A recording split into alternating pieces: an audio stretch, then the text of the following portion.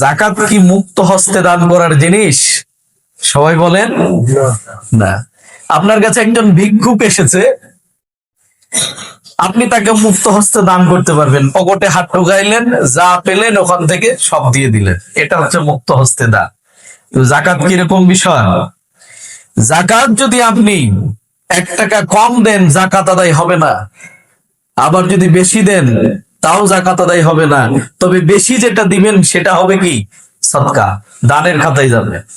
কিন্তু হিসাব করে যদি না দেন, আইডিয়ার উপরে চালিয়ে দেন, যাকাত আদায় হবে না। এই জন্য যাকাত এটা খুব সেন্সিটিভ একটা জিনিস। যাকাতের মশালাগুলো অনেক কঠিন, শক্ত। আমরা লোক দেখানো কোনো কাজ করব না। রিয়া যে বিষয়টা, সেটা যেন আমাদের ভিতরে না আসে। আমরা কার খুশির জন্য করব? আল্লাহ পাক বলেন, কুল ইন্না সালাতি ওয়া নুসুকি ওয়া মাহইয়ায়া ওয়া মামাতি লিল্লাহি রাব্বিল আলামিন। হে নবী, আপনি বলে দিন, নিশ্চয় আমার নামাজ, আমার কুরবানি। এখানে কুরবানি বলতে শুধু ওই যে ঈদুল আজহাতে আমরা গরু জবাই করি, খাসি জবাই করি, বিষয়টা এরকম না। এখানে কুরবানির ব্যাখ্যা হচ্ছে আমার জীবনের যত আমল, এই সব কুরবানি। আমি যাকাত দিব, এটা আমার অর্থের কুরবানি। আমি পশু জবাই করব, এটাও আমার কুরবানির যে ওয়াজিব বিধান দিয়েছেন সেটা। এরপরে আমরা যে আল্লাহর রাস্তায় সময় দিচ্ছি, এটাও একটা কুরবানি। কথা বলেন ঠিক কিনা?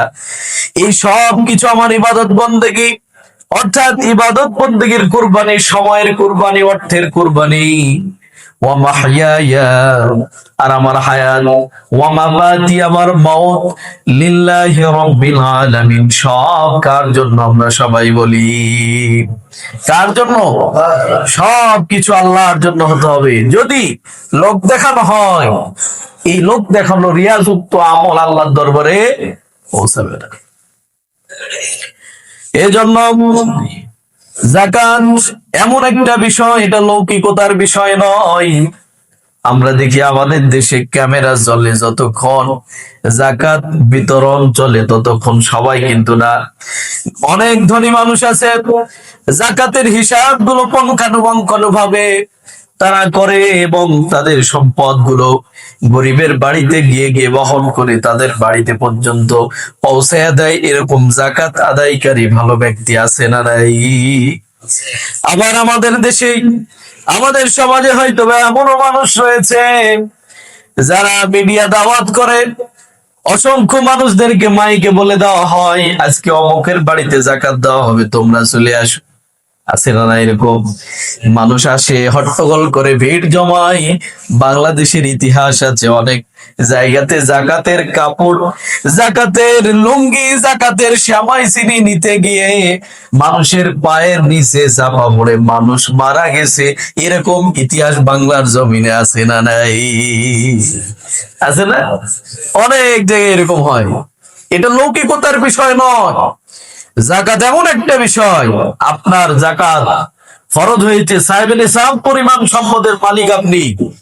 আপনার সম্পদের হিসাব করেন, কত টাকা বের হয়েছে, এই বের করে আপনি রাতের অন্ধকারে পারেন বা নিরিবিলি যে কোনো সময় যখনই পান, আপনি গিয়ে গিয়ে তাদের হাতে পৌঁছায় দেন, তাহলে আল্লাহ পাকের জন্য করা হলো। আর যদি ঢোল ঢাক বাজিয়ে, ঢোল ঢাক বলতে মাইকিং করে, আয়োজন করে, মিডিয়া নিয়ে এসে, সাংবাদিক নিয়ে এসে দেন, এগুলো লোক দেখানো ছাড়া আর কিছু নয়। এগুলো আল্লাহর কাছে পৌঁছাবে না।